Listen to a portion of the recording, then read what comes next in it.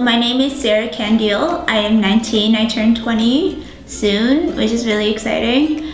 And I'm currently a resident for media production. So I was born completely deaf, so that would be profound hearing loss. And ever since then, I've never had natural type of hearing, so I've always had to rely on my cochlear implant for any source of hearing. Well, I was 2.5 when I got my implant, so I had to go through surgery at Sick Kids Hospital, and I had it was Dr. Paxson who did my surgery for me. He's one of the top doctors I know for cochlear implants, and I don't necessarily remember how the day went, and my mom hasn't really told me much about it. I do remember there's an article that was written about me because I was one of the first, I think, in Toronto to get a cochlear implant. So it was such a new concept to the entire world of hearing and hearing loss. So I think it was a really cool concept.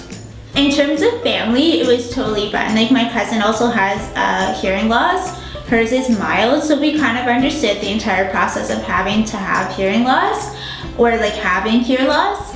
And it's just my family's kind of grown to the whole idea of maybe having to repeat a sentence here and there. And they just know when I don't have my hearing to come and talk to me or just send me a text, whatever they want to try to tell me. In terms of school, it was a little bit different. Sometimes I'd have to be pulled out of class to go, and I would have a special designated teacher that would come in maybe once or twice a week, and she'd just pull me out of class and we would work on assignments together, and it just helped me to be able to catch up on my language. You start to hear things when you're still in the room, but I didn't have that opportunity. So it was really important for me to be able to catch up on language really quickly.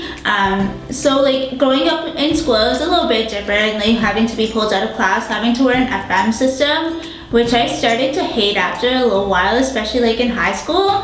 It got to the point where I just wouldn't use it anymore because it was me having to go to the teachers and me having to explain myself and tell them that I have a hearing impairment. I'm sure they were informed of it beforehand, but it was kind of awkward. And then it was in elementary school, it was a little bit different because I grew up with the same people all throughout, so they fully understood the process. But then in high school, it was I met new people all the time and they just weren't familiar with the concept. So having to re-explain myself, it was a little bit difficult. So then high school became a little bit challenging, but after I started using the FM system, it became a little bit more normal for me, and I've just completely grown out of it now in university.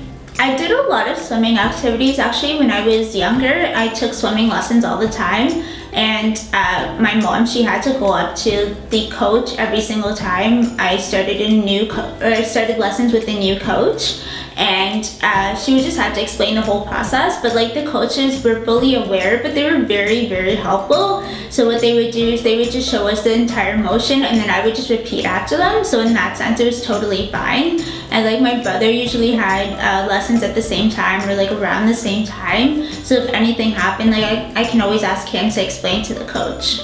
Learning to adapt was something that was kind of mandatory for me, especially because I did not have hearing since I was born. I was born completely deaf. So it was something that I essentially had to learn to adapt to just for reliance on hearing. It kind of worked in school with the FM system, with having teachers and a good support team around me. But after a while, I just learned that people will always be asking questions, especially because having someone who was deaf was kind of a new concept for a lot of students around elementary school and high school. But now I feel that I'm in university, people are more exposed to an entire new world. They're meeting new people around them, and they're just always learning. They're always learning about new experiences that people have. And just in terms of my everyday life, I just always make sure I have extra batteries. I always listen for warning problems. So for example, my implant, it seems to be breaking down a little bit. I'll change the batteries and then it just won't turn on for a little while. So it's I always know the right person to go to if anything happens. Sometimes when I come home, I just like to take off my implant and just hang out in my bed and just always have closed caption movies and that kind of stuff. So just learning to adapt with my cochlear implant it's something I've grown up with, so it's a part of me now. So it's not really of an adaptation process, it's more just understanding that it's always how I'm gonna live. And at this point I've learned to come accept it and I've learned to embrace it. For me, technological advances are wild. I grew up with the body pack all the way up until I believe it was grade 5 or grade 6. From when I had my surgery back in 1998, I got the body pack, which is an e-sprit, and it was such a hassle to be able to carry because I had to carry the body pack, and there's a huge wire that connected to the magnet on my head, and it was such a hassle. It really was, especially like at school, having to carry like backpacks and the body pack. And then when I was in grade 6, I upgraded to the Freedom, which was so nice. There's no wires, there's no huge body pack. It was simply just like a little piece behind my ear, which was one of the most incredible things I've ever had. And then I upgraded again to the Nucleus 5, which is what I currently have right now. I've heard of rumors about a Nucleus 7 coming out, so I'm really excited to see what they come up with that. And I've also seen the Kanzo. I've tested it out. It was an interesting experience, but it's not for me just because I'm so comfortable with having something behind my ear. I'm really excited to see what Cochlear is coming up with, especially with the Nucleus 7 and the Kanzo, because I know they're really doing incredible things for people like me who have a hearing impairment and who rely on these devices for hearing every day. I feel like so far there's been great advancements in terms of the community understanding what it's like to be deaf, or understanding how to communicate to those who are deaf. I personally haven't had that much trouble just because I have a cochlear implant, opposed to if I couldn't hear at all and I had to sign. Like, I'm not saying that sign is a bad thing, it's just I feel not that many people understand or know how to do sign. So if I had to rely on that every single day, I feel like that would be a bit more challenging. But I feel like ever since I got to university, it's a much more diverse environment where a lot of people come from different backgrounds opposed to elementary school or high school where people have very similar experiences. But in university, there's a much greater diversity of people that you run into. So here I found that there's not really many things I have to change just because there's a lot more people aware of different contexts or different situations that people might be experiencing.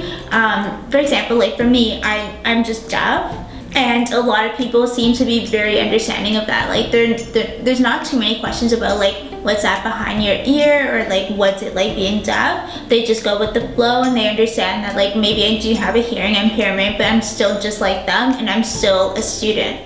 My cochlear to me means independence, which is kind of funny because I rely on that. So I'm dependent on my cochlear for independence. But in that context, it allows me just to be able to communicate to others without having to have like a family member to communicate for me. So I have a lot of freedom. I'm able to do what I want. I'm able to explore music, because for me, if I have earbuds in my ear, I can't hear anything. Like that it just doesn't happen for me. Like I understand like other people, if they plug in earbuds into their ears, they're able to hear, but for me, I can't do that. So I truly do depend on my cochlear for independence. I'm allowed to listen to music, I can watch TV, I can just communicate, I can just fully be an active member of society in every context.